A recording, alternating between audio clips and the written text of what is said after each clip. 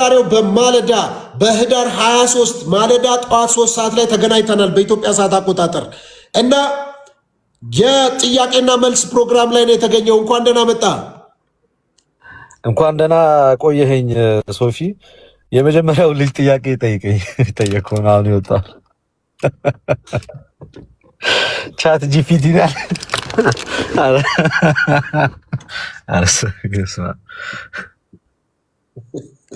አይ ጥሩ ላይ ነው ያለው። ደስ ይላል። እግዚአብሔር ይመስገን። እሺ በጣም አመሰግናለሁ። ለካሜራ ነው ለፖድ ማይክ ነው የሚወዳደሩት እርሶ? አይ ለፖድ ማይክ ይሻለኛል። ለፖድ ማይክ ጠሩ። ታሪክ፣ መንፈሳዊ፣ ጠቅላላ እውቀት የቱ ይሻሎታል?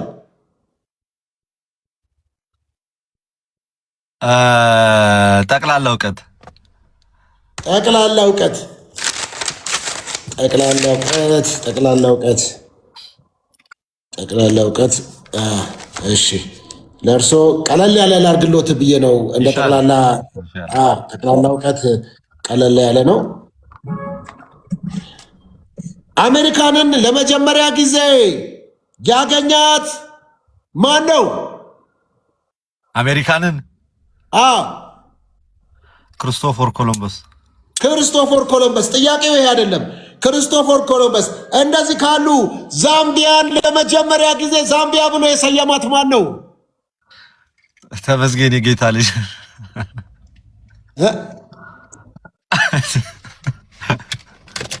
ተመስገን የጌታ ልጅ። አይ ሶፊ ኢየሱስ ወይኔ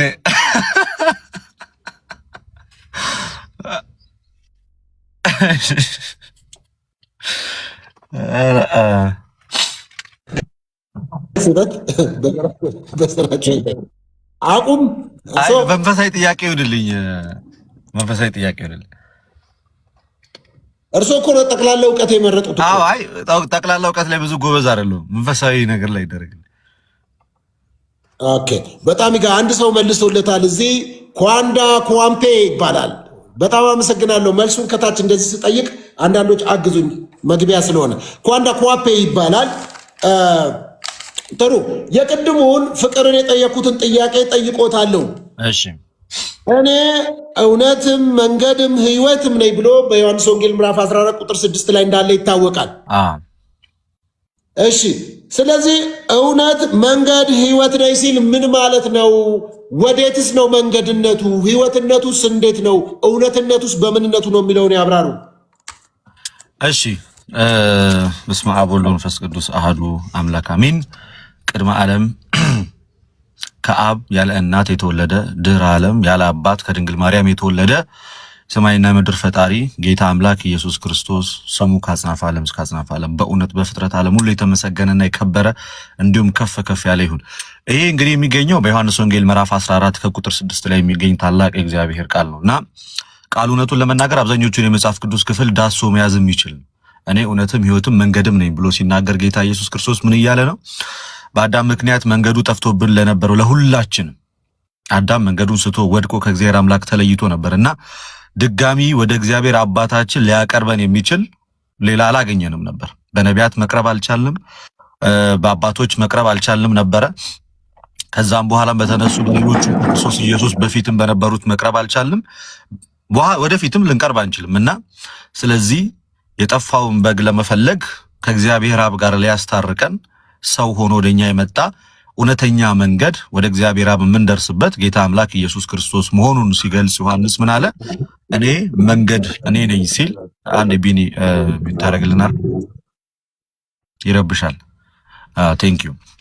መንገድ ነኝ ሲል ወደ እግዚአብሔር የምወስዳችሁ ከእግዚአብሔር ጋር የማስታርቃችሁ እውነተኛ፣ ምክንያቱም ከአባቱ የወጣ ነው ወደ አባቱ ሊወስደን የሚችለው ብቸኛው ከአብ ዘንድ ወጥቶ ወደኛ የመጣ ክርስቶስ ነው። ስለዚህ የአብን መንገድ የሚያውቀው ወደ እግዚአብሔር ወደ መንግስቱ ሊያስገባን የሚችለው እሱ ብቻ ነው ማለት ነው። ስለዚህ እውነትም መንገድም እኔ ነኝ ሲል ክርስቶስ ኢየሱስ እኔ ነኝ ወደ እግዚአብሔር አብ የምወስዳችሁ እያለ እውነትም እኔ ነኝ ሲል ደግሞ እውነተኛ የባህሪ አምላክ እውነተኛ ፈጣሪ፣ እውነተኛ ጌታ ልናምንበት፣ ልንመካበት፣ ልንድንበት የምንችለው እርሱ እንደሆነ ሲነግረን በዚህ በዮሐንስ መልእክት ምዕራፍ 5 ከቁጥር 20 ላይ ስንመለከት አንዴ ጥቅሱን አጥቼ ባነበው ደስ ይለኛል።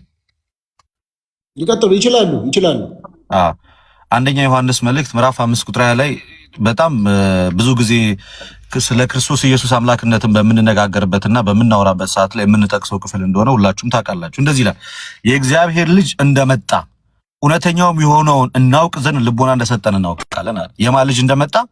የእግዚአብሔር ልጅ እንደመጣ እውነተኛ የሆነውንም እናውቅ ዘንድ። ስለዚህ እውነትም እኔ ነኝ ሲል እውነተኛ የሆነውንም የምናውቅበት እርሱ ነው። ከዛ ምን አለ? እውነተኛም በሆነው በእርሱ አለን። እውነትም እኔ ነኝ አላለም ጌታ? ዮሐንስ ደግሞ ድጋሚ በመልእክቱ ምን አለ? እውነተኛ በሆነው በእርሱ አለን አለ። በቃ አሁን በክርስቶስ ኢየሱስ አለን እኛ። ከዛስ እርሱም አለ መላእክት ነው አላለም፣ ነቢያት ነው አላለም፣ ልጁ ኢየሱስ ክርስቶስ ነው። እርሱ እውነተኛ አምላክና የዘላለም ሕይወት ነው አለ። እዚህ ጋር ዘጋው። በቃ ዮሐንስ ወንጌል ምዕራፍ 14 ቁጥር 6 ላይ ያለውን ቃል እውነት የሚለውን ሲያብራራ በዚህ መንገድ ተናገረ። ከዛስ ሕይወትም እኔ ነኝ አለ። ደግሞ አልቀጠላነ እኔ መንገድም እውነትም ሕይወትም እኔ ነኝ አለ። ሕይወትም እኔ ነኝ ሲል ሕይወት አተን ለነበር ነው፣ ከገነት ተሰደን ለነበር ነው፣ ከእግዚአብሔር ጋር ተጣልተን በአዳም ምክንያት ተቅበዝብዘን ለነበር ነው፣ ጠፍተን ለነበር ነው፣ መዳንን ለሚያሻን ሞት ውስጥ ለነበር ነው፣ ለኛ ወድቀን ጠፍተን ለነበር ነው፣ ለኛ ተረስተን ለነበር ነው፣ ለኛ ሕይወትን ሊሰጠን ሞታችንን ወስዶ ሕይወትን ሊሰጠን የመጣው ማን ነው ማለት ነው? የሰማይና የምድር ፈጣሪ ክርስቶስ ኢየሱስ ነው ማለት ነው። ስለዚህ ሕይወትም እኔ ነኝ ሲል የዘላለም ሕይወትን የምሰጣችሁ እኔ ነኝ። በሞት ፍርሃት በባርነት ታስራችሁ የነበራችሁትን ከዛ ባርነት ላወጣችሁ የምችለው እኔ ነኝ አለ። ስለዚህ ይህንን ሐዋርያው ጳውሎስ በዕብራውያን መልእክቱ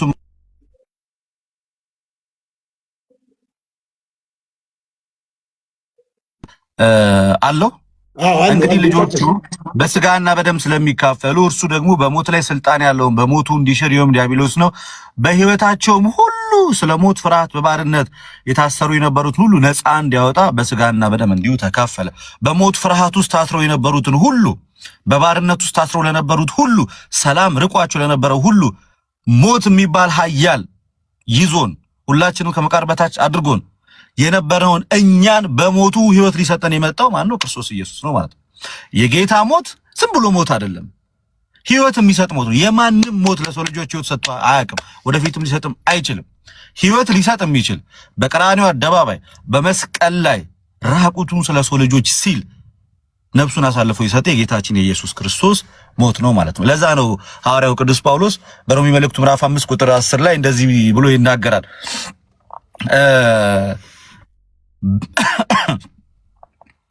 በልጁ ሞት ከእግዚአብሔር ጋር ታረቀናል። በማሞት በልጁ በኢየሱስ ክርስቶስ ሞት ከእግዚአብሔር ጋር ታረቀን ካለ በኋላ ቀጣዩን ፓርት ላምብላችሁ። ምክንያቱም ሕይወት የሚለው ቃል እንዲህ ቀለል አድርገን የምናልፈው አይደለም። ሌላም እነግራችኋለሁ። ሐዋርያው ጳውሎስን ግን አንዴ ሮሜ መልእክት ምዕራፍ 5 ቁጥር 10 ላይ ያለውን እንዲህ ጠላቶቹ ሳለን ከእግዚአብሔር ጋር በልጁ ሞት ታረቅናል። ጠላቶቹ እንዴት ነው የሆነው? በአዳም በኩል አዳም በሰራው ስህተት እኛም ከእግዚአብሔር ጋር ተጣልተናል። ጠላቶቹ ሳለን ከእግዚአብሔር ጋር በልጁ ሞት ከታረቅን፣ ይልቁንም ከታረቅን በኋላ በሕይወቱ እንድናለን። በሕይወትነቱ ማለት ነው። ቀጠል አለ። ሌላ በጣም አንድ ኃያል ቃል ላንብብላችሁ፣ እጅግ በጣም የተወደደ በዮሐንስ መልእክት ምዕራፍ 1 ላይ ያለን ስለ ሕይወት ቃል ከመጀመሪያ የነበረውንና የሰማነውን በዓይኖቻችንም ያየነውን የተመለከትነውንም እጆቻችን የዳሰሱትን እናወራለን። ሕይወት ተገለጠ አለ። እኔ ሕይወትም ነኝ ብሎ አልነበረ ጌታ? ሕይወት ተገለጠ። ሕይወት እንዴት ነው የተገለጠው ሲል በዘመን መጨረሻ እግዚአብሔር ከሴት የተወለደ ከሕግም በታች የተወለደ ልጁን ላካል፣ በስጋ ተገለጠ። ምክንያቱም በእግዚአብሔር አብ ዘንድ የነበረው ያ ዘላለማዊ ቃል በአካላዊ ቃልነቱ ከአብ ጋር የነበረው ዓለምን የፈጠረው የሥላሴ ሁለተኛ አካል እግዚአብሔር ወልድ የማይታየው የማይዳሰሰው በሁሉ ቦታ ላይ ሞልቶ የነበረው እርሱ በአጭር ቁመት በጠባብ ደረት ከድንግል ማርያም ከሴቲቱ ተወልዶ በሴት በኩል የመጣውን ሞት በሴት በኩል ተወልዶ ሕይወትን ሰጠ እያለ ነው። እዚህ ጋር ሕይወት ተገለጠ ሲል የማይታየው ታየ፣ ተዳሰሰ እንደሰው ብሎ ልክ የኛ መዝሙር ላይ እንደሰማችሁት የማይታየው ታየ። በቃ መለኮትን በመለኮትነቱ ማን ሊያዩ አይችልም፣ ማንም ሊያዩ አይችልም። በቃ ሊታይ የማይችል በጣም በማይታይ ብርሃን ውስጥ የነበረው እርሱ ሰው እስከ መሆን ድረስ ቀረበን ማለት ነው። በቃ ሰው እስከ መሆን ቀረበ። ለዛ ነው ቅዱስ ዮሐንስ አፈወርቅ በደላችንን ለማራቅ ከኛ ለመውሰድ ሰው እስከ መሆን ድረስ ቀረበን። አሁን ለምሳሌ ጳውሎስ ከዚህ በፊት ሲናገር በዚህ በዕብራውያን መልእክቱ ላይ ምን የሚል ሐሳብ ያነሳል? እግዚአብሔር አስቀድሞ በብዙ መንገድ በብዙ ጎዳና ተናግሮ ነበር አለ። በአባቶች በነቢያት ተናግሮ ነበር፣ በመላእክት እጅ ተናግሮ ነበር፣ በጣም በብዙ አይነት መንገድ ተናግሮ ነበር። አሁን ግን ዓለማትን በፈጠረበት በዚህ ዘመን መጨረሻ በልጁ ለኛ ተናገረ። በልጁ ለኛ ተናገረ ሲል ልጁ እዛ ሆኖ ድምፁን አሰምቶ አይደለም፣ ሰው እስከ መሆን ድረስ ወደኛ ቀርቦ ነው።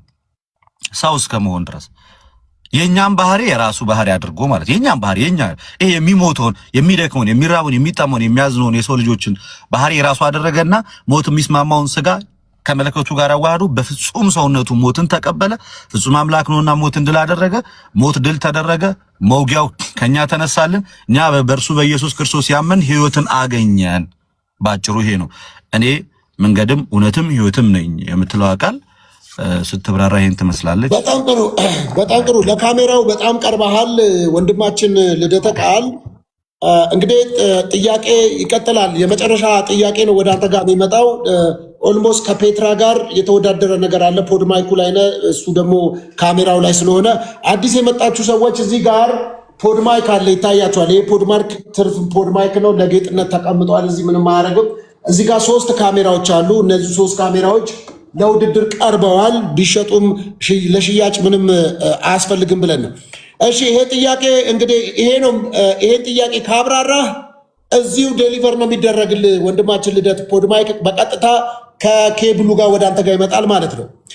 አንድ ሰው ክርስቲያን ሆኖ በአግባቡ ህይወት ባይመላለስና በደንብ እየሰማኝ ጥያቄ አልደግምም ልደተ ቃል።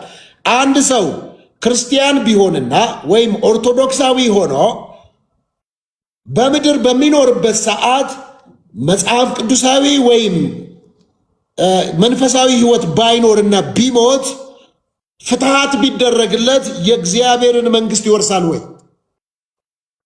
ፍትሃት ተደርጎለት ወይም ከሞተ በኋላ በኃጢአት ልምምድ ውስጥ የነበረ ሰው ፍትሃት ቢደረግለት የእግዚአብሔርን መንግስት መውረስ ይችላል ወይ? ይህን ጥያቄ ይመልሱ።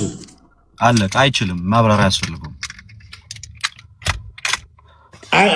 አይወርስም፣ አይችልም። በዚህ ዙሪያ ላይ በጣም በርካታ ጊዜ በጣም አብዛኛው ጴንጤ ይደነቃል። የሆነ ከባድ ጥያቄ እንደተጠየቅን አድርገንና የሆነ የመዳን መንገዳችን በጣም ሚሊየን የሚመስለውና በጣም ለመፈንጨት እንትን የሚዳዳ ጴንጤ ያለ በቃ እኮ የተገለጠ የመዳን ትምህርት ነው ያለን። በቃ ሰው ያምናል፣ ይጠመቃል፣ የጌታን ቅዱስ ሥጋና ክቡር ደሙን ይቀበላል፣ መንፈስ ቅዱስን ታትሞ ይኖራል። በህይወቱ ሲኖር ክርስቲያናዊ ህይወት ያስፈልገዋል።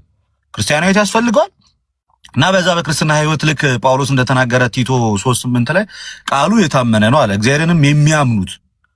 እግዚአብሔርንም የሚያምኑት በበጎ ስራ እንዲጸኑ አስረግጠ ነገራቸዋል። አንዳንዶች ፍሬ ቢሶች ሆነው እንዳይቀሩ ፍሬ ሊያፈሩ የግድ ስለሚገባ ቁጥር 14 ላይ ይናገራል። ስለዚህ የግድ ፍሬ ሊያፈሩ ስለሚገቡ ሰው ፍሬ ሳያፈራ ክርስቲያናዊ ህይወት ሳይኖረው ምንም በቃ መንፈሳዊ ህይወት ሳይኖረው ክርስትና የሚወራ አይደለም። ዝም ብለህ በአፍ ብቻ የምታወራው አይደለም። እንደ ጎረቤቶቻችን የምትኖረው ነው። ለዚህ ደግሞ ማሳያ የኛ ቤተክርስቲያን በቂ ማሳያ ናት። ደካማ ሰው የለም እያልኩኝ አይደለም። ለምን 1 ሚሊዮን ደካማ ኦርቶዶክስ አይኖሩም? ግን በሚገባ አስረግጠው ህይወቱን የሚኖሩ ደግሞ ክርስቲያኖች እንዳሉ ደግሞ ግልጽ ነው። ስለዚህ ህይወት ሳይኖረው ጎዶሎ የሆነ ህይወት በቃ የክርስቶስ ኢየሱስ ደቀ መዝሙር ለመሆናችን በራሱ ዋነኛው ምሳሌ ፍሬ ስናፈራን። ስለዚህ በክርስትና ህይወቱ ፍሬ ሳያፈራ በልቶ ወጥቶ ጠጥቶ ምን ብሎ ምንም በቃ ጭልቅልቅ ብሎ የቆየ ሰው በስተመጨረሻ በፍትሃት ወደ እግዚአብሔር መንግስት ይገባል? አይገባም። እሺ ማብራሪያ ሰጥተዋል። አይገባም ብለዋል። ስለዚህ የፍትሃት ጥቅሙ ምንድን ነው?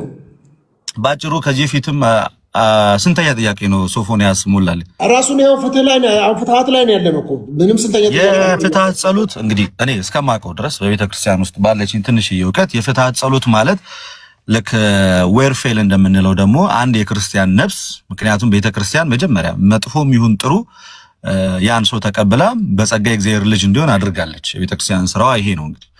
ስለዚህ በእግዚአብሔር ተቀብላ የእግዚአብሔር ልጅ እንዲሆን አድርገዋለች በክርስቶስ ኢየሱስ ቤተክርስቲያን ውስጥ ማለት ነው።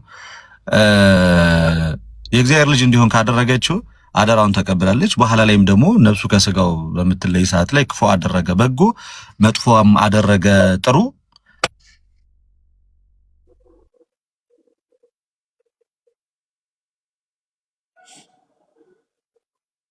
የገባብኝ ስለሆነ ነው።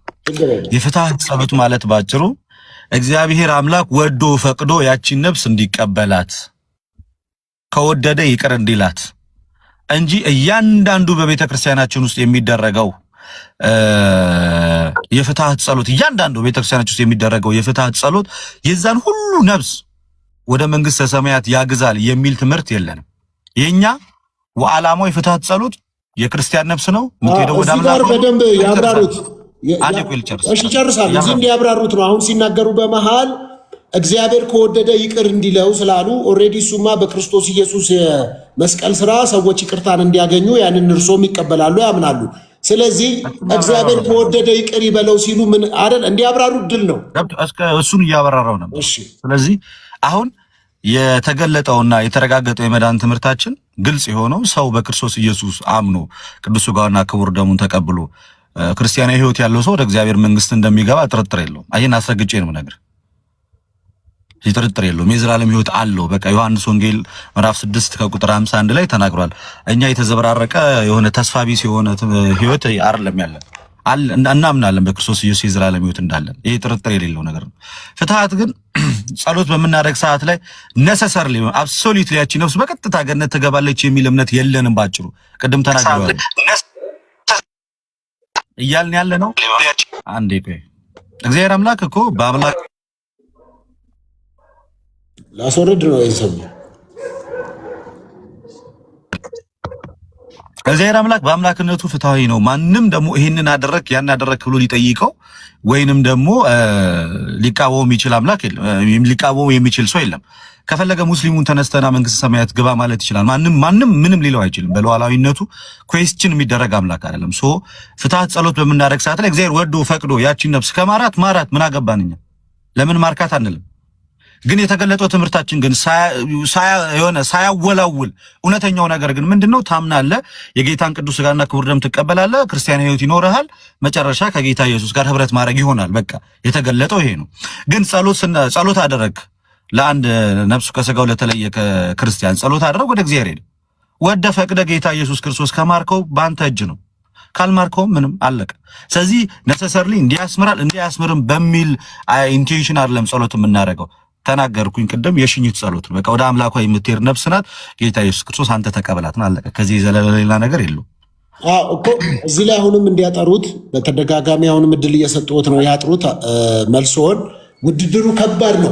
ትልልቅ ተወዳዳሪዎች ነው። እናንተ ጭንቅላታችሁ ውስጥ እንዳስቀመጣችሁት አይደለም መልስላችሁ። አይደለም ጥያቄና መልስ ነው። ውድድሩ ጥያቄና መልስ ነው። ከባባድ ተወዳዳሪዎች አሉበት። ይሄን ይወቅርሶ ከባባድ ተወዳዳሪዎች አሉ። አንዴ ውድድሩን እኔ ክርስቲያን ነኝ። እኔ ከክርስቲያን ካልሆነ ሰው ጋር ውድድር ውስጥም አልገባም። አይደለም ይሄ እኮ ጥያቄና መልስ ነው። ፕላትፎርሙ የዛሬ የጥያቄና መልስ ውድድር ነው። ምጠይቅ ይወታለሁ ከታሪክ መንፈሳዊ የዳነን ካልዳነ ሰው ጋር ታወያየው ጠቅላላ እውቀት፣ ታሪክ፣ መንፈሳዊ ብዮት ታሪክን ጠይቀው ዛምቢያን ማን ነው ያገኛት ስሎት ተመስገን የጌታ ልጅ ነው ብለዋል። አሜሪካንን ክርስቶፈር ኮሎምበስ ነው ብለዋል። ስተዋል ተብሎ ወደ መንፈሳዊ መርጠው ነው ይሄንን የዮሐንስ ወንጌል ምዕራፍ 14 ቁጥር 6ን እንዲያብራሩ ተሰጥቶት አብራሩ። ከዛ ሁለተኛ ጥያቄ ሰው ከሞተ በኋላ እሱንም አብራር ይቻላል የእግዚአብሔር መንግስት ይወርሳል ወይ አልኮት አይወርስም ብለው በትክክል መልሰዋል። እሱንም እኮ አብራራውኝ እኮ ለመሰላው እንዲተቸገር ነው። ቆይ አንዴ ድሉስ ሶፊ እሱንም አብራር ይቻላል። አሁን የተቸገር ነው ምን መሰለ፣ በዙሪያ ያለ በኔ እንደኔ ከአንዱ መንፈስ የጠጣ ኦርቶዶክሳዊ ማይንድ ሴት ያለው ይገባዋል። ማወራ አሁን እርሶ እኮ ያልተረዱት አሁን እኛ ተቋማት ኦርቶዶክስ ፕሮቴስታንት አላልንም፣ ሊወዳደሩ ነው የገቡት። ተወዳዳሪ ነው። ቆይ አንዴ ልጨርስልህ። እሺ ተወዳዳሪ ነኝ፣ ያው ገብቶኛል፣ ተወዳዳሪ ነኝ። ግን ኧረ ተሚ የሆነ ነገር በሉ። ቀጥል ልደት። ዲስኳሊፋይ ሊደረግ ነው። ተመስገን የጌታ ልጅ ዛምቢያን ያገኘው ዲስኳሊፋይ ልትደረግ ነው። አንተ ሚውት አድርገህ ተቀመጥ። ስለዚህ ቆይ አንድ ነገር እርሶ ቅድም ሲያብራሩ የወሉት እድል ሰጦት ነው። ቅድም ሲያብራሩ የዮሐንስ ወንጌል ምዕራፍ 14 ቁጥር 6 እውነትም መንገድም ሕይወትም እኔ ነኝ ብለዋል። መንገዱ እሱ ብቻ ነው። እሱ ከዛ ስለመጣ እሱ ነው ወደዛ መውሰድ የሚችለው ሌላ የለም ብለው ተናግረዋል። እና አሁን ደግሞ ፍትሐት ላይ ስጠይቆት ሁለት አይነት መንገድ አለ እያሉ ነው። አላልኩም። ለምን መሰሎት ያሉት? አላልኩም። ገባኝ። ፎርማሊ በቀጥታ ሳይሆን እያሉ ያሉት በተዘዋዋሪ አላልኩም ያሉትን ላስረዳሁት ይሻላል። አላልኩም። በተዘዋዋሪ ምን አሉ መሰሉት? እግዚአብሔር ከወደደና ከፈቀደ በእኛ ጸሎት ምክንያት የእግዚአብሔር መንግስት ውስጥ ከወረሰ እኛ ምን አገባን አሉ። ዊች ሚንስ ሁለተኛ መንገድ እያመቻቹ ነው ማለት። አላልኩኝም። እንደዛ ሮንግሊ አንደርስታንድ እንደዛ አላልኩኝም። ለዛ ነው እኔ ምንድነው መጀመሪያ ስናገር የነበረው መነሻዬ ላይ ሰው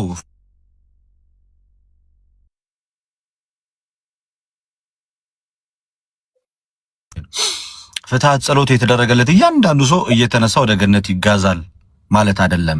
ቅድም ለዛ እኔ ስናገር ማለት ነው። እኔ ስናገር የሆነ በዙሪያ ያለ ፕሮቴስታንት እሱ ሊሰማው በሚፈልገው መንገድ መቼም ልነግረው አልችልም።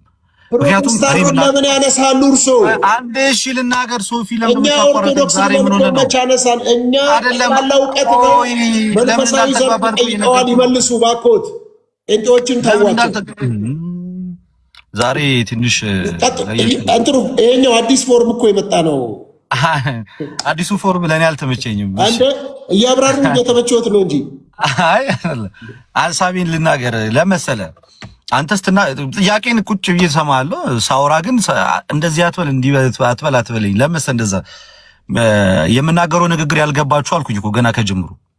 አብዛኛው ሰው ሁለት ነገር ሆኖ ለምሳሌ እዚህ ውስጥ ከታች ያሉ ክርስቲያኖች ኦርቶዶክሳውያን ክርስቲያኖች ማለት የተናገርኩት ነገር 100% ገብቷቸዋል። ምን እንዳልኩኝ ምን ለማለት እንደፈለግኩኝ ምን ማለት እንደሆነ ክሊርሊ ገብቷቸዋል።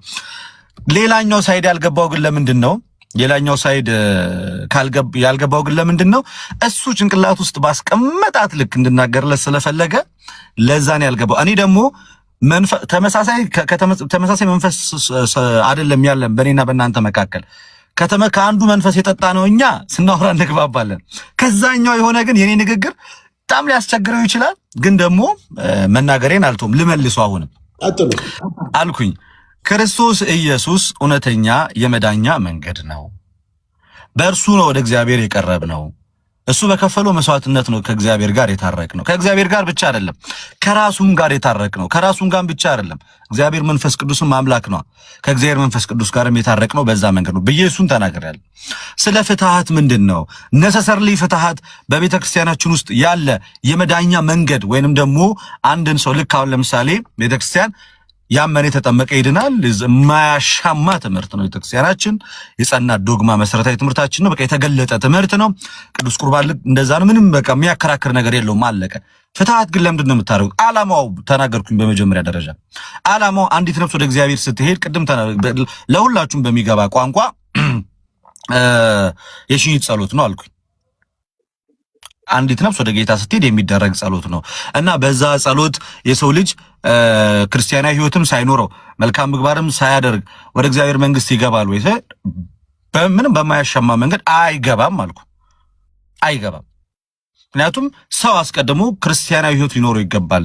ከናለገና ፍትሐት አለ በሚል ተልካሻ ምክንያት ወደዛ ምንም አይነት ሕይወት ሳይኖረው ወደ እግዚአብሔር መንግስት ይገባል ነው? የለም።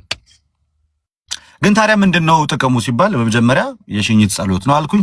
ቀጠል ሲል የተናገርኳት ለሁላችሁም ጋር ያጋባችሁ ምንድነው እግዚአብሔር አምላክ ግን አልኩ። እግዚአብሔር አምላክ ግን ወዶና ፈቅዶ የኛ ጸሎት እንደዚህ ኃይል አድርጎ አስማራ አይደለም ያልኩት። አሁንም እግዚአብሔር አምላክ ወዶ ፈቅዶ ወደ እርሱ የምትመጣው ነፍስ እምራት አለው ካለ አንተ ማነ ሉዓላዊ አምላክ ነው ኩዌስችን ልታረጋው አትችልም ማለት። ለምሳሌ በቀኝ የተሰቀለውን ወንበዴ ዛሬ ከኔ ጋር በገነት ትኖራለህ አለ። ልትከራከረው ትችላለህ? አትችልም። በፍጹም ልትከራከረው አትችልም። ስለዚህ ልክ እንደዚህ አይነት ስራዎችን ይሰራል። መብቱ ነው ከፈለገ። እዛ ያንን ነገር አላደረገ አናውቅም። የምናውቀው የተገለጠው ነገር ያመነ የተጠመቀ ይድናል፣ የጌታን ሥጋና ደም የተቀበለ ይዘላለም ይወጣል። ይሄ ግልጽ የሆነ ነገር። ከዛ ውጪ ከኛ እጅ ውጪ በሆነ ነገር ጸሎት አደረክና እግዚአብሔር ከፈለገ መማር መብቱ ነው። እሱን ኩዌስችን የምታረግ ከሆነ እናንተ ጥያቄ ውስጥ የምታስገቡት አምላክ አላችሁ ማለት። እኛ ግን ጥያቄ ውስጥ የምናስገባው በሉዓላዊነቱ ኩዌስችን የምናደርገው አምላክ የለንም። ሲፈልግ ዓለሙን ሁሉ በአንድ ጊዜ ሰብስቤ ወደ እግዚአብሔር መንግስት አስገባለሁ ቢል መብቱ ነው። ማንም ተነስቶ ሉዓላዊነቱን ሊነካው የሚችል የለም። ስለዚህ ሁለተኛ የመዳን መንገድ ሳይሆን የፈጠርኩት እግዚአብሔር አይደለም ክርስቲያኑን ሙስሊሙን መንግስተ ሰማያት አስገባዋለሁ ካለ መብቱ ነው። እምረዋለሁ ብሎ እሱ ከማረው መብቱ ነው። እኛ ግን በምናደርገው በእያንዳንዱ የፍትሐት ጸሎት ሰዎች ሁሉ ወደ እግዚአብሔር መንግስት ይገባሉ ብለን ግን አናምንም የሚል ነገር ነው ያስቀመጥኩት። እንግዲህ እግዚአብሔር ከወደደ ብለዋል። እግዚአብሔር የመርህ አምላክ ነው አይደለም? በተከታታይ 4 ጥያቄዎችን እኔ የተጠየቅኩ ያሉት እና እያንዳንዱ ጥያቄ አልጠየቅኩም። የመርህ አምላክ ከሆነ ጥያቄ ነው። ስለዚህ እኔ ሶፊ እናንተ እኮ እንተዋወቃለን በደንብ እናንተ እዚህ ውስጥ ካሉ ሰዎች ቁጭ ብለን አብረን የበላን የጠጣን ሰዎች ነን። ስለዚህ እኔ ጥያቄ ያቀርባለሁ ለእናንተ አሁን ደግሞ ምክንያቱም ጥያቄ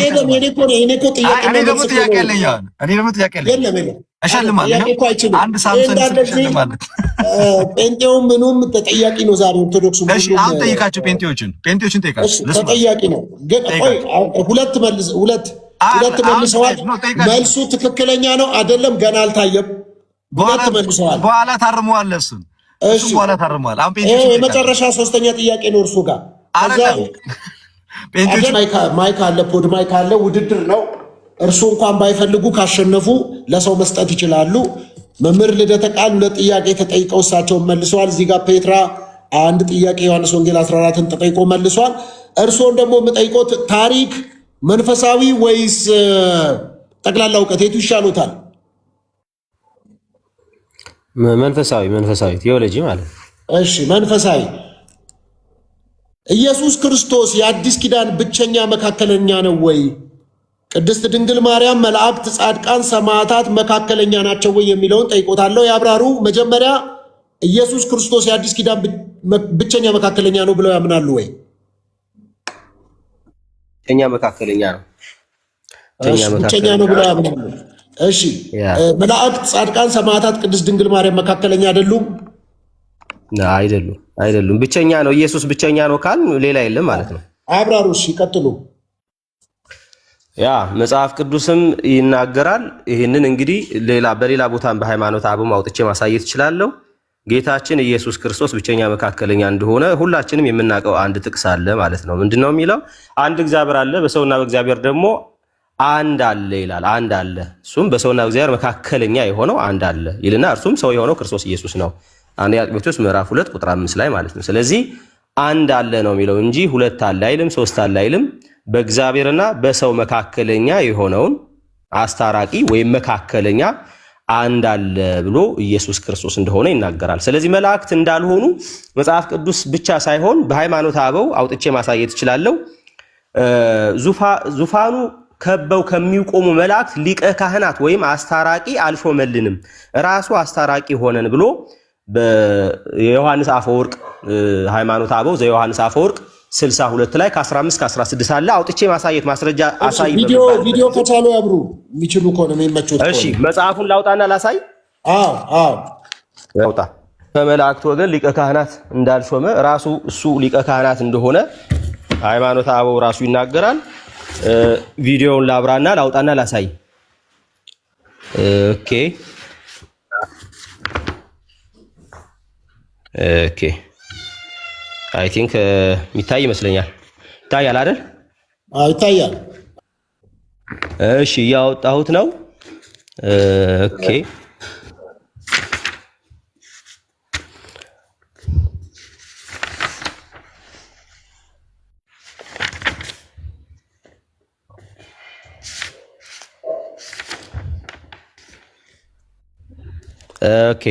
ያው አውጥቼዋለሁ። የሚታይ ከሆነ ምናልባት ይታያል። ጽሁፉ ይታያል። ቀጥሉ። ኦኬ ይኸው ምን ይላል? እርሱም ተመልክቶ ኦኬ 15 ላይ ያው የገዙ ሃይማኖት አበው መሆኑን መጀመሪያ ማሳየት እችላለሁ። ይኸው ሃይማኖት አበው ነው፣ ሌላ ነገር ማለት እንዳይመስል። ስለዚህ ሃይማኖት አበው እንደሆነ ላሳይና ይሄው አቡነ ጳውሎስ ስለዚህ ወደምፈልገው ክፍል ልሂድና ላውጣና ላሳይ። ኦኬ 15 ላይ ምን ይላል? እርሱ ተመልክቶን እነሆ ለእግዚአብሔር ጠላቶች ሁነን ተገኘን፣ ሀብቱንም ለማግኘት ይልና ኪዳንም ቢሆን መስዋዕትም ቢሆን ወደ እርሱ ያቀርበን ዘንድ የሚችል ፈጽሞ አልነበረም ይልና ስለዚህ ይቅር አለን። ዙፋኑ ከበው ከሚቆሙ ከመላእክት ከኃይላት ወገንም ሊቀ ካህናት አልሾመልንም፣ ከመላእክት ከኃይላት ወገንም ሊቀ ካህናት አልሾመልንም ይልና ይኸው እዚህ ጋር ኢሳይያስ ላይ ጥቅስ ይጠቅሳል 63 ላይ ቁጥር 9 እያለ ይጠቅስና ከዛ እዚህ ጋር ሊቀ ካህን የሚለውን ምን ይለዋል? እርሱ አንዱ ወደዚህ ዓለም ወርዶ ባህሪያችንን ባህሪ አድርጎ ሊቀ ካህናት ይልና በቅንፍ አስታራቂ ሆነን እንጂ ይላል። ስለዚህ ዙፋኑ ከበው ከሚቆሙ ከኃያላን መላእክት ሊቀ ካህናት አልሾመልንም ይላል። ምን ማለት ነው? አስታራቂ። ይኸው ሊቀ ካህናት የሚለውን በቅንፍ ምን አድርጎ ያስቀምጠዋል? አስታራቂ። እርሱ አንዱ የሚለው ክርስቶስን ማለት ነው። ወደዚህ ዓለም ወርዶ ባህሪያችንን ባህሪ አድርጎ ሰው ሆኖ ማለት ነው። ከዛ ሊቀ ካህናት አስታራቂ ሆነን እንጂ ብሎ ስለዚህ ስጋውን መስዋዕትን አድርጎ ወደ አባቱ አቀረበ። ስለዚህ በግልጽ ጉዳይ መላእክት ከመላእክት ወገን ሊቀ ካህናት ወይም አስታራቂ እንዳላደረገ ይልቁንስ ራሱ አስታራቂ እንደሆነ መጽሐፍ ቅዱስ ቀርቶ ሃይማኖተ አበው ራሱ የሚመሰክረው እውነት ነው ማለት ነው። ስለዚህ በእግዚአብሔር ቃል ውስጥ በግልጽ ወደ እግዚአብሔር ሰዎችን ሊያቀርብ የቻለ መካከለኛ በሰውና በእግዚአብሔር መካከለኛ የሆነው አንዱ ራሱ ኢየሱስ ክርስቶስ እንደሆነ መጽሐፍ ቅዱስ በግልጽ ይነግረናል። ሌላው ሰውን ወደ እግዚአብሔር ማቅረብ ቀርቶ ሊችል ራሱ ወደ እግዚአብሔር መቅረብ አልቻለም። ሌላው ማለት ነው እንኳን እኛን ወደ እግዚአብሔር ሊያቀርበን ሌላው አካል ሰው ማለት ነው ከሰው ወገን እንኳን እኛን ወደ እግዚአብሔር ሊያቀርበን እግዚአብሔር ጋር ሊያስታርቀን ገና ለራሱ አስታራቂ ያስፈልገዋል። ገና ለራሱ ወደ እግዚአብሔር መቅረቢያ መንገድ ያስፈልገዋል። አቅራቢ ገና ያስፈልገዋል ማለት ነው። ስለዚህ ሰው ኃጢአተኛ ስለሆነ የአዳም ዘር በሙሉ ኃጢአተኛ ስለሆነ በደለኛ ስለሆነ ወደ እግዚአብሔር መቅረብ ለራሱ ስለማይችል ሌላውን ሊያቀርብ ቀርቶ ለሱ ራሱ ወደ እግዚአብሔር የሚያቀርበውን ወደ እግዚአብሔር የሚያስገባውን በሱና በእግዚአብሔር መካከለኛ ሆኖ አስታራቂ ሆኖ ሊመጣ ያለውን ያስፈልገው ስለነበረ ኢየሱስ ክርስቶስ እሱ ራሱ የኛን ባህሪው አድርጎ ገንዘብ አድርጎ ከኃጢአት በቀር ሰው ሆኖ እኛን በሰውና በእግዚአብሔር መካከል ብቸኛ መካከለኛ ሆኖ ከእግዚአብሔር ጋር አስታረቀን ማለት ነው። ስለዚህ ብቸኛ አስታራቂ ኢየሱስ ክርስቶስ ነው። እውነት ነው። መላእክት ሰውን በእግዚአብሔር መካከል ሆኖ ማስታረቅ አይችሉም፣ መሞትም አይችሉም፣ ራሳቸውን ቤዛ አድርገው ማቅረብም አይችሉም፣ ሊያደርጉት አልቻሉም። ይኸው ሃይማኖተ አበው መላእክት ሊያደርጉ እንደማይችሉ እንዳልሾመልንም ሊቀ ካህን በትክክል ይነግረናል። የሰው ልጅ ያንን ማድረግ አይችልም። ምክንያቱ የሰው ልጅ ሁሉ ኃጢአተኛ ስለሆነ ራሱ ወደ እግዚአብሔር የሚቀርብበት መንገድ ስለሚያስፈልገው እንኳን እኛን ሊያቀርብ ራሱን መቅረብ እንደማይችል ግልጽ ስለሆነ በመጽሐፍ ቅዱስ መሰረት መጽሐፍ ቅዱስ በሰውና በእግዚአብሔር መካከል ያለው ብቸኛ መካከለኛ ክርስቶስ ኢየሱስ እንደሆነ ግልጽ ነው። ሰዓት ላለመውሰድ እንጂ ሌላ ማስረጃም ከሃይማኖት አበውም ከሌላ ቦታም ማቅረብ ይችላለሁ ማለት ነው። አንድ ራሱን ማዳን ያልቻለውን ሰው ሌላውን ሰው ማዳን እንደማይችል በግልጽ ይናገራል ማለት። ስለዚህ ብቸኛ መካከለኛ አንዱ ክርስቶስ ኢየሱስ እንደሆነ በእግዚአብሔር ቃልና በሃይማኖት አበው ማሳየት ችያለሁ ማለት ነው። ይሄው ነው። አመሰግናለሁ። እንግዲህ ቀጥለዋል ደግሞ ጥያቄው እንግዲህ እርሶም ብዙ ተወዳዳሪ ነው ያለው ቦቱን ለመናገር እንግዲህ ሀሳብ አንስተዋል። መስፍኔ እንደምን አሉ? ጤና ይስጥልን። ሶፊዬ ይቅርታ አንድ ጥያቄ ብቻ ኑሩብኝ ነው ገስት ላይ ስላለው አልቻልኩም ወንድሜ። ኦልሞስት ሰው ሲጠየቅ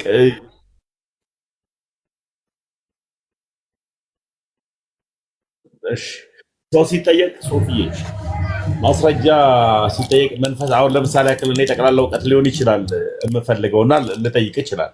ሰው መንፈሳዊ ብሎ ሲጠይቅ መጽሐፍ ቅዱስ ብቻ ብሎ ሃይማኖት አበው ሲያመጣ ለምን ይህን ጥያቄ አልጠየቅከውም?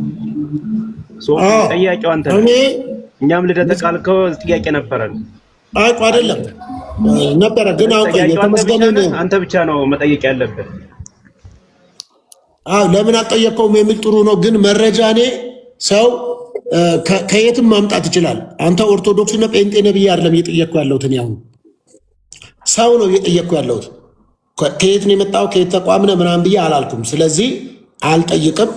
ከፈለገ ከሪፖርተር ጋዜጣም ያስኬድልኛል የሚለው ምላሽ ካለው ሰው ማምጣት ይችላል። ለሽልማቱ እየተወዳደረ ስለሆነ ሰው ማለት ነው። ስለዚህ ከዛ አንጻር ነው የምጠይቀው ማለት ነው። ከሃይማኖት ጋር አይገናኝም ከሆነ ከሃይማኖት ተቋማት ጋር የሚገናኝ አይደለም። መስፍኔ እንኳን ደህና መጣ።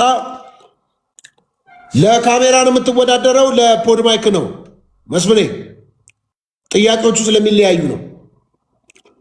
ለካሜራ ነው ለዚህ ለፖድ ማይክ ነው? ፖድ ማይክ አለ፣ ካሜራ አለ፣ ፖድ ማይክ አለ። ለየትኛው ነው የምትወዳደረው?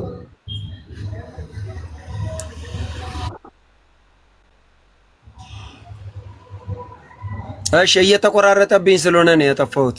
ቀጥል ሶፊዬ። ለፖድ ማይክ ነው ለካሜራ ነው የምትወዳደረው?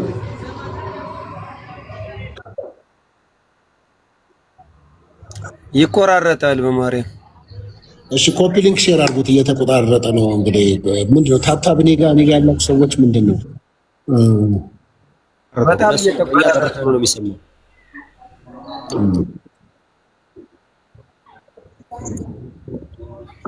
በጣም የኔ ይሰማችኋል ግን? አንተ ትሰማናለህ መስፍኔ።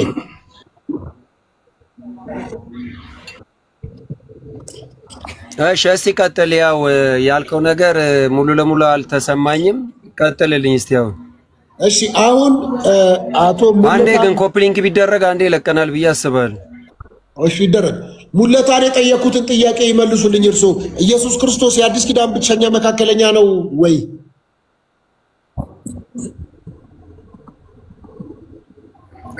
ኢየሱስ ክርስቶስ እንግዲህ መካከለኛ ነው ስንል መጀመሪያ ምን ማለታችን ነው?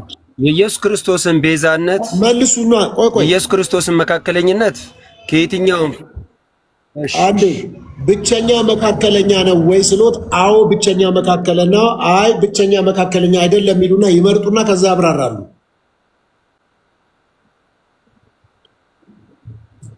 ኢየሱስ ክርስቶስ የአዲስ ኪዳን ብቸኛ መካከለኛ ነው። ብቸኛ ነው፣ ተጨማሪ የለም። ማንም ሊሆንም አይችልም። ስለዚህ ቅድስት ድንግል ማርያም፣ መላእክት፣ ጻድቃን፣ ሰማዕታት መካከለኛ አይደሉም እያሉ ነው። ማንኛውም መካከለኛ ሊሆን አይችልም። ማብራራት ከፈቀድክልኝ ግን በጣም ደስ ብሎኝ ላብራራ እኮ። ያብራራሉ። በጀምጥ ጥያቄ ጠይቃለሽ። አሁን ያብራሩ ይችላሉ። አሁን ለምሳሌ መካከለኛ እሺ ያብራሩ። እየተቆራረጠብኝ ነው። መዝገበ ቃላቱ ላይ ምንድነው የሚለው? መካከለኛ የሚለውን ሲያብራራው በሁለት ወገኖች መካከል ለማስታረቅ የሚቆም በመጽሐፍ ቅዱስ መካከለኝነት በእግዚአብሔር ፊት ለበደለኞች የሚማልድና ከእግዚአብሔር ምሕረትን የሚያስገኝ ነው ይላል። መዝገበ ቃላት ገጽ 43 ላይ ኢዮብ ብሎ ይጠቅሰዋል። አንደኛ ሳሙኤልንም ይጠቅሳል። እንግዲህ ካህናት ነቢያትም በእግዚአብሔር በሕዝብ መካከል የመካከለኝነትን ስራ ይሰሩ ነበርና ይላል። ስለዚህ መካከለኛ እንግዲህ እነ ሙሴንም ሌሎችንም ይልና ወደ ኢየሱስ ክርስቶስ ሲሄድ ግን ምን ይላል? ሙሴ በመካከለኝነት ከኢየሱስ ክርስቶስ ጋር ተነጻጽሮ ነበር ይላል። ሙሴ ከኢየሱስ ክርስቶስ ጋር ተነጻጽሮ ነበር።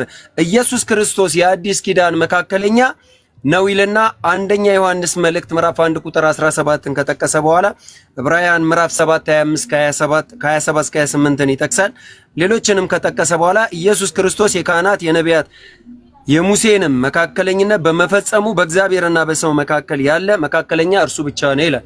ይሄ እንግዲህ የመጽሐፍ ቅዱስ ማህበር ያሳተመው ነው። አንደኛ ነገር ኢየሱስ ክርስቶስ መካከለኛ ነው ስንል ምን እያለ ነው? ፍጹም ሰው ፍጹም አምላክ ሆኖ ከራሱ ጋር ያስታረቀን ኢየሱስ ክርስቶስ ነው። አብም መካከለኛ ሆኖ አላስታረቀንም። መንፈስ ቅዱስም መካከለኛ ሆኖ አላስታረቀንም። የሰው ልጆችን በአጠቃላይ መካከለኛ ሆኖ አይደለም የሚያስታርቁን። ስለዚህ ኢየሱስ ክርስቶስ በሞቱ ስላስታረቀን ተዳሷል፣ ተጨብጧል፣ ታይቷል፣ ተነክቷል። ለፍርድ ጲላጦስ ፊትም የቀረበው እሱ ስለሆነ ኢየሱስ ክርስቶስ የሰራውን በዚህ ምድር ላይ የትኛውም ፍጡር ሊሰራው አይችልም። ስለዚህ የኢየሱስ ክርስቶስን መካከለኝነት ስንናገር ከሌላ ከፍጡራን ጋር ማገናኘት የለብንም። ምክንያቱም ኢየሱስ ክርስቶስ በሞቱን ያስታረቀን፣ በልመና አላስታረቀንም። መካከለኛ ነው ስንል እየለመነ ነው እያልን አይደለም፣ ምልጃንም እየጠራን አይደለም። ሁለተኛ ቆሮንቶስ ምዕራፍ 5 ቁጥር 10 ላይ በሞቱ በኩል አስታረቃችሁ ነው የሚለው። ቆላሲያስ 1:20 ላይ ስንሄድ በመስቀሉ ደም ሰላምን አድርጎ ነው የሚለው።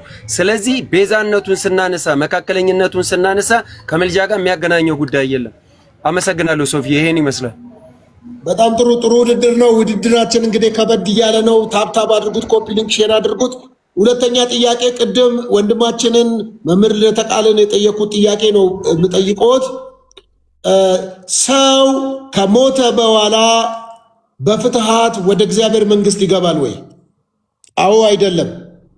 ወይም ይገባል ወይም አይገባም?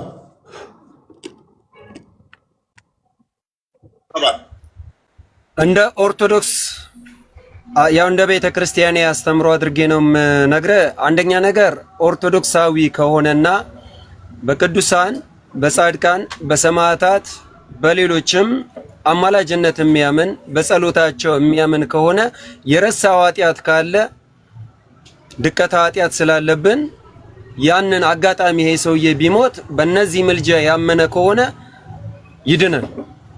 ይድናል፣ ፍትሃቱ ይሰራለታል። ከዛ በተረፈ ግን ኦርቶዶክሳዊ ሳይሆን ምናልባት በመንፍቅና ውስጥ ያለ ከሆነ ፍትሃቱ አይሰራለት። ኦኬ። ስለዚህ በክርስትና ውስጥ መሆን አለበት፣ ኦርቶዶክስ መሆን አለበት። ፍትሃት ሊሰራለት የሚችለው አንድ ሰው ኦርቶዶክስ ከሆነ እንደፈለገ የኃጢአት ልምምድ ውስጥ ሲኖር ቆይቶ ከሞተ በኋላ በቤተ ክርስቲያን ፍትሃት ከተደረገለት ወደ እግዚአብሔር መንግስት ይወርሳል እያሉ ነው።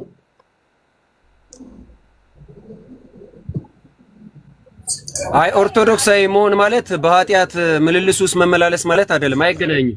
እኔ ያልኩትና አሁን ከጥያቄው ጋር አብሮ የመጣው ሐሳብ አይገናኝም። ምክንያቱም ኦርቶዶክሳዊ መሆን ማለት ከመንፈቅና የራቀ ነው፣ ከስጋዊ አስተሳሰብ የራቀ ይሰዳል። ተረድቼዎታለሁ። እሱንማ በደንብ ተግባብተናል። እንግዲህ ሁለት አይነት ነገር አስተምሮ ስላለ ነው። ኤኒዌይስ ስለዚህ እርሶ እስቲ መጽሐፍ ቅዱሳዊ ማስረጃ ያቅርቡ። አንድ ሰው ከሞተ በኋላ በፍትሃት ምክንያት የረሳው ኃጢአት ካለ ወደ እግዚአብሔር መንግስት ይገባል ብለዋል። መጽሐፍ ቅዱሳዊ አድርገው ወይም ከእናንተ ቤተ እምነት ማስረጃዎች ማቅረብ ይችላሉ። መጽሐፍ ቅዱስ ብቻ ስለማትሉ ከሌላም ማቅረብ ይችላሉ።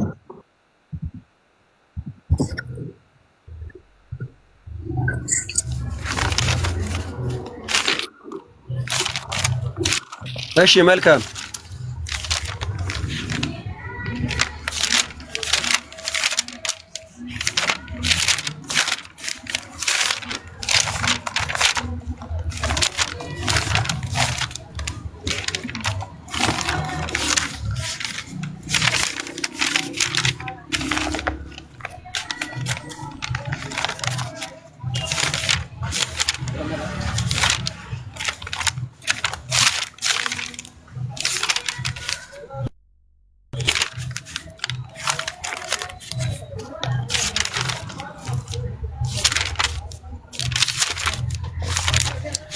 አንደኛ ቆሮንቶስ ምዕራፍ 12 ላይ ቆይ ላውጣውና እያወጣው ነው ሶፊ። እሺ አውሪ፣ ችግር የለም ጊዜ ሰጥታለሁ። ቢደረግ ፓስተር ሶፊ ታብና ኮፒ ሊንክ ይደረግ። ቤቱ ያው እዚህ ጋር በነፃ ታብ ኮፒ ሊንክ እያደረገን እስቲ 100 እናስገባው። ኮፒ ሊንክ ታቡን ሼር ታብ እናድርግ። ያው እኔ በጣም እየተማርኩ ነው ያለው እዚህ ጋር በእውነት ሶፊ፣ ጌታ ይባርክ፣ ዘመኔ ይለምልም። በእውነት እንወዳለን ደግሞ። አሜን አሜን። ቴንክ ዩ።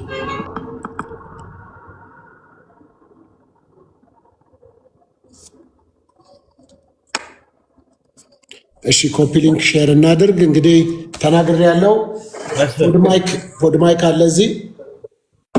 ታሚ አትወዳደርም፣ የለበትም። ለምን አትወዳደርም? ይሄ ካሜራ 3 ካሜራ አለ። እኔ ችግር የለውም ወንድሜ፣ ቁጥሩን ንገረኝ መስፍኔ። እኔ መጀመሪያ ከመጠየቅ በፊት መጀመሪያ ቤኪንግ ከጠየቀው በኋላ ነው እኔ ልጠይቅ የምችለው።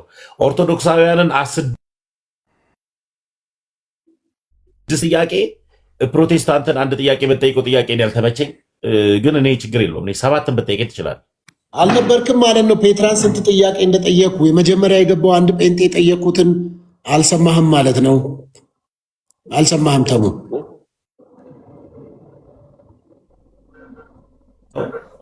አልነበርክም። አሁን መንቃትህ ነው።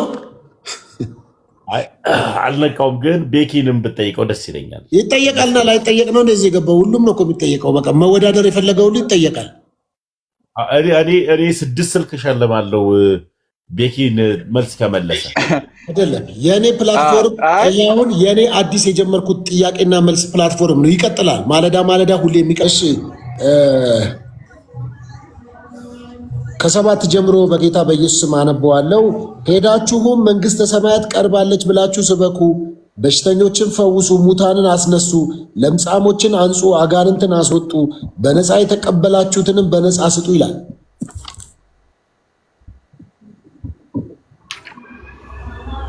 እንግዲህ እኔ በምድር ላይ ያሉ የተሰጣቸው ስልጣን ነው አይደለ? እሺ ያብራሩት ይሄ ምን ማለት እንደሆነ። ስለዚህ አንዱ ለሌላው የሚጸልይ ይላል። እንደገና ደግሞ አቤት አብራሩት ምን ማለት ነው? ዮሐንስ ወንጌል ምዕራፍ 10 ቁጥር 8 ምን ለማለት ነው? አብራሩት።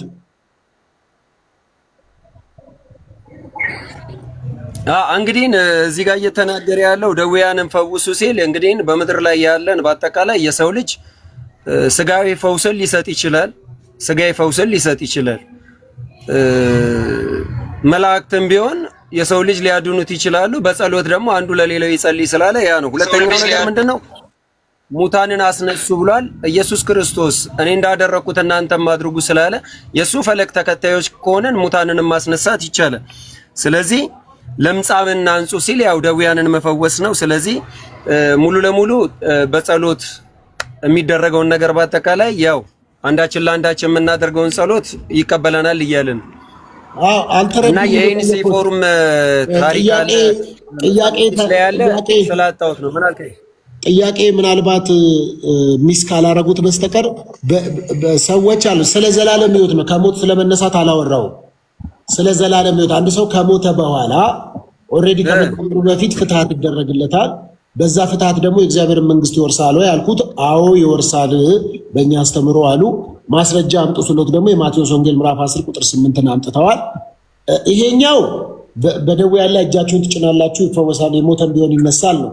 እኔ የጠየቅኩት ከጠየቀ በኋላ ከሞተ በኋላ ስለ ዘላለም ሕይወት ነው እና ያመጡት ማስረጃን ወይ ወደ እርሱ አጠጋጉት፣ እርሱ ለተናገሩት ከዘላለም ሕይወት ጋር አጠጋጉት እንጂ አሁን ይሄ ከዘላለም ሕይወት ጋር የሚገናኝ አይደለም። ያመጡት ማስረጃ ግን ማጠጋጋት ይችላሉ። ካጠጋጉት ሊቀበሉት ይችላሉ።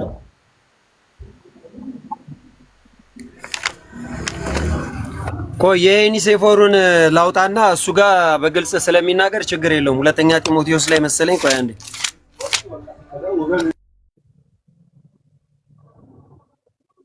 እሺ እርሶ እስኪያመጡ ድረስ ለወንድማችን ሙለታ ጥያቄ አቀርብሎታለሁ።